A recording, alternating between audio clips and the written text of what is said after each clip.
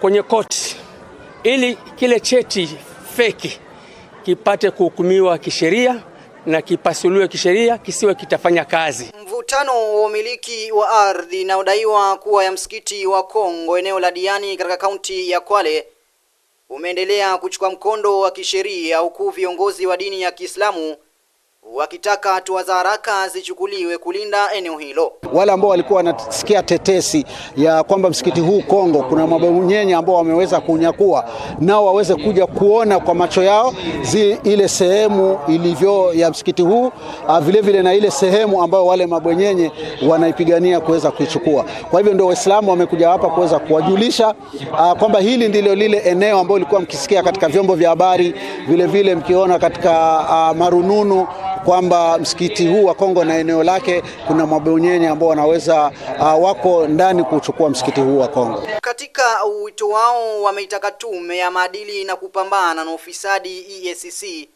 kuharakisha uchunguzi unaoendelea, wakisisitiza umuhimu wa kulinda mali za taasisi za kidini dhidi ya madai tata ya umiliki. Na wale Waislamu ambao ni ndugu zetu pia, lakini wanadai kwamba sehemu hii ni yao, mimi nataka kuwaambia tu waweze kurudisha roho zao nyuma, ili tuweze kushirikiana nao. Mahali hapa pakiwa kwetu sote Waislamu, kutakuwa ni bora zaidi. Tunaweza kufanya mradi wa kishindo ambao unaweza kusaidia sisi na Waislamu ambao watakuja vizazi vingine.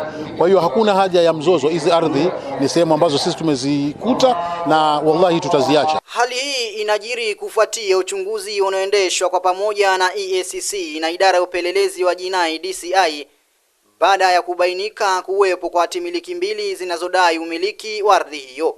Mambo ya Kongo hivi sasa nafikiri yako karibu na kumalizika kama historia inavyoeleza.